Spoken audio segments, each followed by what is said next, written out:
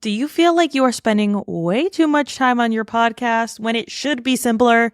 Don't worry, you're not alone. A lot of people, once they start a podcast, they realize, wow, this is a lot more work than I thought it was going to be. So today, let's go through some practical ways to improve your podcast workflow and maybe get a few more hours back of your time.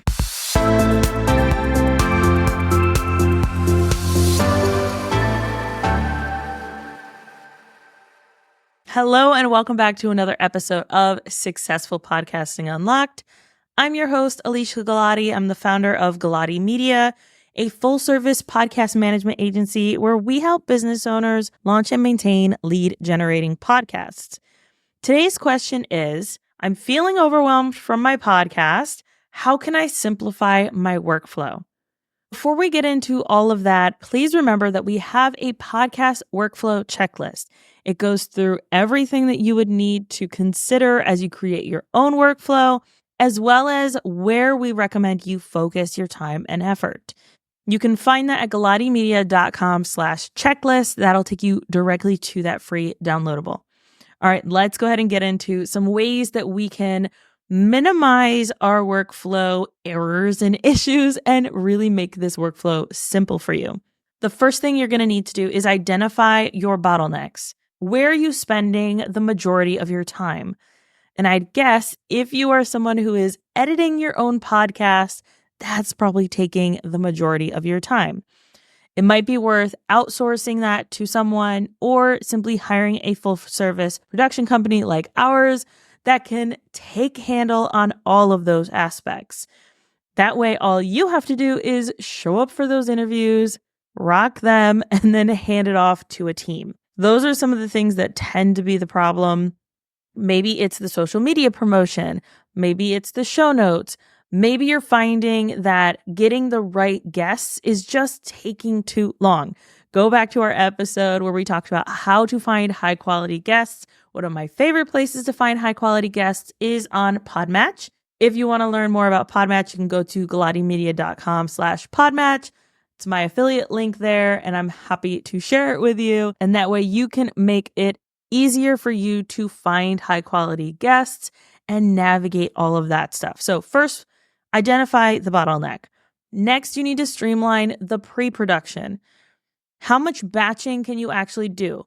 Can you batch writing all your scripts? Can you batch making all your social media content at once? I highly recommend that if you are someone who is having a podcast, that you have a show notes template, you have social media templates, you have templates for everything and anything you possibly can to make it easy. When it comes to scheduling with guests, use tools like Calendly to help you remind guests that they have an interview coming up, how to show up best for that, and to keep track of everyone that you have going on. Also, some type of process management system. We use ClickUp for our podcast. I've seen clients use Asana, Trello, so many different ones. Notion is another one to help them manage their workflow in the best way possible for them. Find something that's going to work for you and make sure that it's all in the right spots. Next step is to optimize your recording and your editing. How can you use the simplest tools to get the best results? I use Riverside to record our podcasts, and that allows me to not only write show notes, but also grab that transcript. There's so many things within the tool that allows me to do my best work as a podcaster. From there are editing tools that you can use to make the most of the conversation, like Descript, or even Riverside also has an editing tool within it. You can also find AI tools that work really well for podcasters. There's so many different options available to you. When I think back to when I started my first podcast in 2018, none of these tools were really there.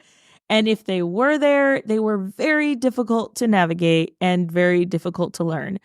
They have made the tools simpler and simpler over the years, and I love it. Next, you're going to want to simplify your promotion.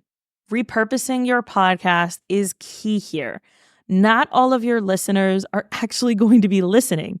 So how can you make sure that it's up on YouTube? How can you make sure that your email subscribers are getting the juiciest bits of your episode, the most impactful information? How can you turn that into a LinkedIn post, into an Instagram post, into a TikTok or a reel or a short? There's so many different ways that you can take that episode, slice and dice it a bunch of ways, and really maximize it. But we also don't want to be on social media all the time. So using a social media scheduler is really going to help you be able to save time and effort, go to sleep at night knowing that all of these things are already scheduled for you and you don't have to stress about it. And the last thing I want you to do is remember to take care of yourself. None of this is going to work if you're using tools that don't work for you. None of this is going to work if you are stressing yourself out to the point that your mental health is taking a hit because of your podcast. Remember, your mental health is always, always more important than your podcast. Regularly check in with yourself, check in with how your workflow looks to make sure that it's working for you and not just checking boxes to show up a certain way for everybody else or to show up a certain way because someone told you that you had to do it.